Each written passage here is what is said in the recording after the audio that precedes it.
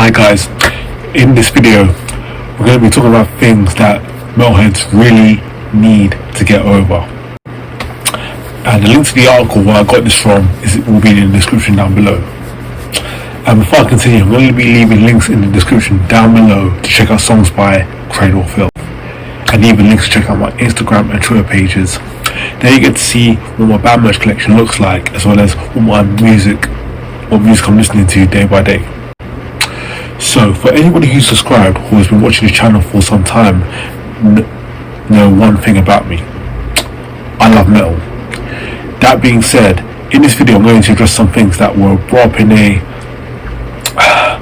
Loudwire article, things metalheads really need to get over. Now, just for the record, I won't be covering all the 16 things that are listed, but I will be focusing on a few. And if you want to see the rest of the things that are covered, then go to the link that I'll be leaving in the description down below.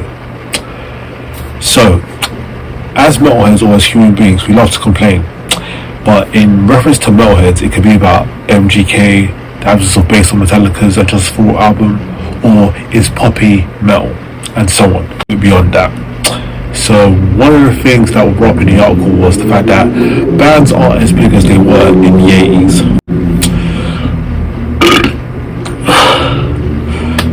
Metal pretty much started with Black Sabbath in the 70s, but the party really got started in the 80s. Putting the brief history lessons aside, some metal fans will scoff at a metal band that achieves mainstream success, dismissing them as posers or sellouts. Will there ever be another Metallica? Who knows? Are there bands that have gotten close to Metallica's level of success? Quite a few bands. Maiden, Korn, Judas Priest, Slipknot, Slayer, Megadeth, and you. Now, what's wrong with a band or anybody being successful in life? And if a band sells out a show or more on a tour, that's something worth celebrating, as they're doing something right. And staying stuck in the past is a major problem, for the simple fact that you may miss out on what may come next.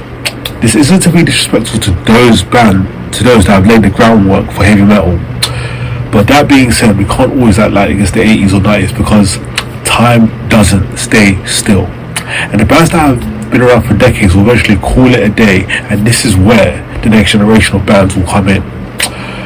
Overnight success is extremely rare as well, and it may not be a thing. And this is what I'll tell to anyone looking to get into music or the entertainment business. It takes a while to get successful, and you have to be consistent in your output and open to change along the way. Alright, this next point I'm going to keep short and sweet, and it is: MGK, Machine Gun Kelly, is successful. Love him or hate him, his success is undeniable. The point that was mentioned was bands who change their sound. Now, fans who have been listening to a band for a long time can find it unsettling when their favourite band decides to change their sound. It can either work or not. One obvious example is Metallica gradually moving away from their thrash metal origins to a more hard rock sound. Not many anticipated the Black Album being such a huge success, but the same cannot be said for hair metal or even some thrash metal bands that decided to change their sound. Some thrash metal bands like Exodus and Testament are still around despite changing their sound in the 90s, but eventually went back to what they were doing originally and refined their production quality. Another reason for change in a band's musical output is maturity.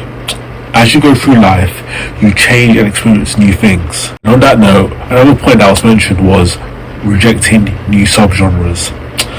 Now, when you look closely at heavy metal, it's about creativity. The creation of heavy metal is an amalgamation of other genres. But what seems to happen anytime a new subgenre emerges, the gatekeepers arise in full force, as if heavy metal will fade away because a non-metal artist used heavy metal elements in one of their songs.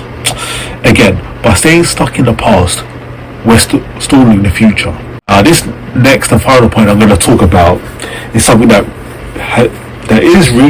is kind of a recent thing, but has been going on for quite some time, and it is the whole phenomenon of I bet you can't name 3 songs. Now, my honest opinion on this is that doing this is not cool in any way, shape or form.